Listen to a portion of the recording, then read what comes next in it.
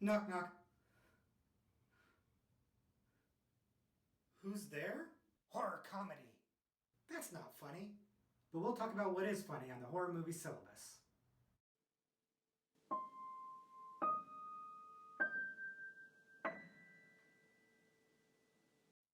Hey everybody, welcome back to the Horror Movie Syllabus. I'm Professor Victor, and as usual, we'll be looking at each subgenre of modern horror to examine the essential, noteworthy, best, and most notorious films of each subgenre. If you're new to the Horror Movie Syllabus, I recommend you check out our intro video, link in the description below. But for this video, all you need to know is that we're going to look at three of the most interesting films representing the subgenre of horror comedy. Now, horror comedy can be a bit of a hard subgenre to button down. If the movie's not funny enough, it just winds up being a horror film that has some funny one-liners in it. And if it's a little too funny, then it doesn't really deliver on the scare factor that a horror movie needs to deliver on. The balance is crucial and not the easiest thing to achieve. However, when a movie does achieve this balance, it's fantastic. It makes for an instant horror classic most of the time. We're going to talk about three such movies in this video. Now, frequent visitors to the Horror Movie Syllabus know that we like to separate these movies into three categories: undergraduate, graduate, and postgraduate levels. And in this case, the movies are going to be ranked in order of inappropriateness in terms of their humor, with the undergraduate film being the least inappropriate and the postgraduate film being the most inappropriate. So that'll be the way that we organize them today. Our first movie, our undergraduate selection for the horror comedy subgenre, is Fright Night. Fright Night is a 1985 vampire movie, but it really has its heart set in the 1950s and 60s horror television shows. For those of you that aren't familiar, back in the day, they would have these shows on television that would show old horror films, and they would be hosted by a spooky host that would introduce the film and make it a little bit fun or a little bit campy, a little bit scary. Think Elvira's Mistress of the Dark, if you're familiar with Elvira. In Fright Night, the horror host is a character named Peter Vincent, played by Roddy McDowall in a brilliant performance. Peter Vincent is the host of a show named Fright Night that shows old vampire flicks, and he plays something of a vampire hunter character. The name itself is an homage to Peter Cushing and Vincent Price, two classic horror film icons from the 1950s and 60s, and that just adds to the charm of the movie. Now, while Peter Vincent is an incredible character, I just love him to death, he's not actually the star of the film. The star of the film is a character named Charlie Brewster, a teenage boy who thinks that a vampire has moved in next door. He seeks out the help of Peter Vincent, who of course doesn't believe that the vampire is real, but then eventually finds out that it is real, and they need to team up together to defeat the vampire. As usual, I don't want to spoil the film for you, so I'll leave it at that, but suffice to say that Fright Night is fantastic. It achieves the blend of comedy and horror just right. It has enough scare in it, but it has enough silly or funny moments in it to make it be a laugh fest as well.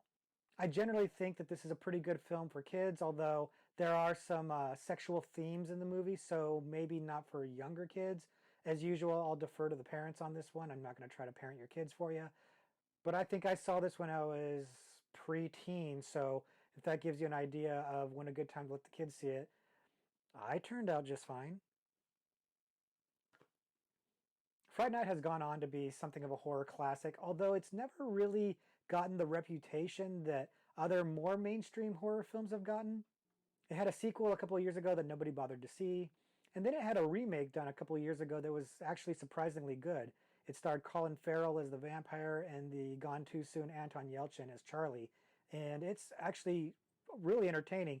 It's, however, not as funny as the original Fright Night, so it doesn't quite get that horror comedy balance correct. It does deliver pretty well on the scares and is a really well-made film. I do like it quite a bit, but it's not the original.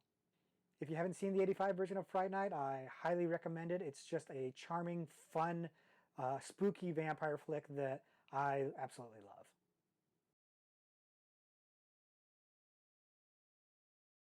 Our second movie, the graduate level representative of horror comedy, is Shaun of the Dead. Now, the title Shaun of the Dead in and of itself is pretty hilarious. If you didn't know, it's a riff on the classic zombie film Dawn of the Dead by George A. Romero. And yeah, we'll be talking about that film somewhere else on the syllabus. But the movie definitely delivers on the promise of humor that that title brings, and that's humor with a U because it's British humor. The movie's made by film auteur Edgar Wright and stars his frequent collaborators Simon Pegg and Nick Frost. Simon Pegg plays the titular Shaun, a lovable guy who lacks ambition and then suddenly has to deal with the zombie apocalypse. You might think from the title that this movie is a parody of Dawn of the Dead, but it's not. It's its own story. It's its own original take on a zombie apocalypse. And I think that really works to its advantage in this case, because while it is a very funny movie, very, very funny, it also has a lot of good tension and a surprising amount of heart in the film.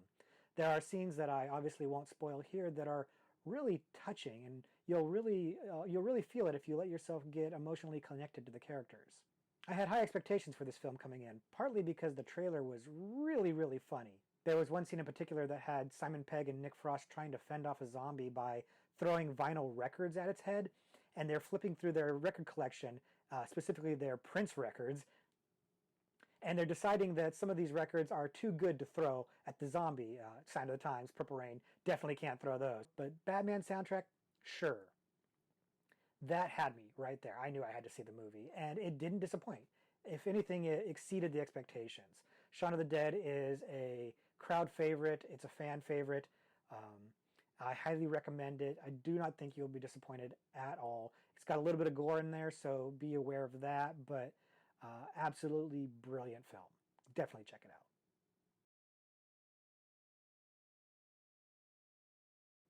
And the last film that we're going to talk about today, the postgraduate level horror comedy, and the most inappropriate one by far, Scary Movie.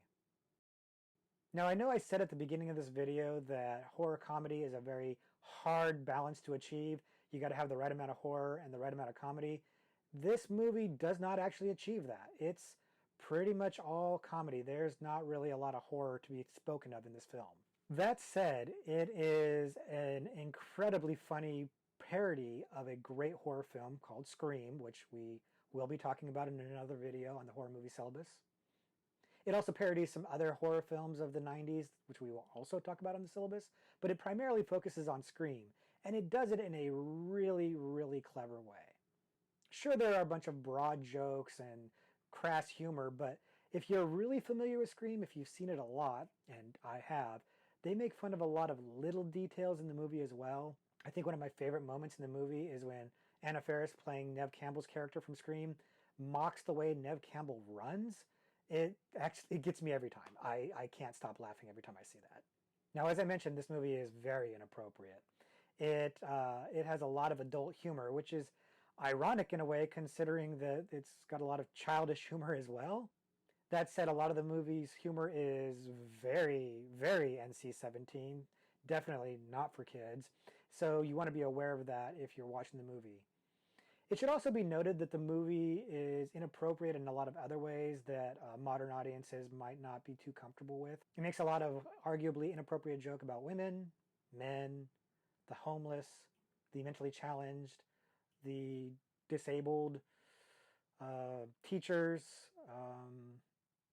Prince, basically everybody. It makes an inappropriate joke about everybody.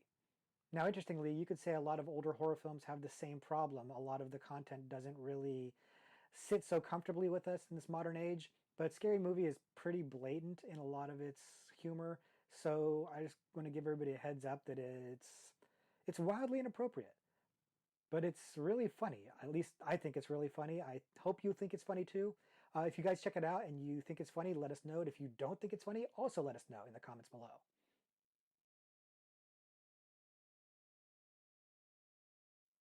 So that's going to do it for our examination of horror comedy. But before we go, I'd like to give you guys a few extra credit films in case you really like horror comedy films. The first movie that I'll mention is Night of the Creeps. Night of the Creeps is a bit of a cult classic. It was never a hit when it came out. But it's fun because it spoofs a lot of different horror subgenres like aliens, zombies. It really goes in a lot of funny directions and doesn't take itself too seriously at all. It also stars horror icon Tom Atkins, who will be mentioned a few times in this channel. So definitely worth a watch. The next movie that I'll mention is the Mel Brooks classic Young Frankenstein. Young Frankenstein is a spoof of the classic Universal monster movie Frankenstein from the 1930s. And It is absolutely hysterical. It's a brilliant film. It just missed making the syllabus, actually. Even if you haven't seen the original Frankenstein movie, the jokes in Young Frankenstein will still land for you because you're familiar with the tropes that are being mocked. They're so ubiquitous. They're so well known in pop culture. And this movie hits them all really, really well. It's absolutely brilliant. And the last extra credit movie we'll talk about is a movie called Bubba Hotep. Bubba Hotep stars fan favorite Bruce Campbell as a aging but not dead Elvis teaming up with an elderly black man who believes that he's JFK to fight a mummy. As you can tell from that description, it's comedy gold. Definitely check that one out. Now, it's possible that there are some horror comedies you're thinking of that didn't get mentioned in this video. There's a good chance that that means they're popping up somewhere else on the syllabus. As I said previously, movies that capture that balance between horror and comedy tend to be incredible, and a lot of them also fit into other subgenres. So there's a chance that I squeeze them onto the syllabus in another area. That said, if you've got suggestions of horror comedies that you think should have made the list, put them down in the comments below so we can all check them out. I'd also like to know other horror comedies that you think might fit in other subgenres, because maybe you'll be predicting what we're going to talk about in future videos. In any event, thank you guys very much for your attendance. Class dismissed.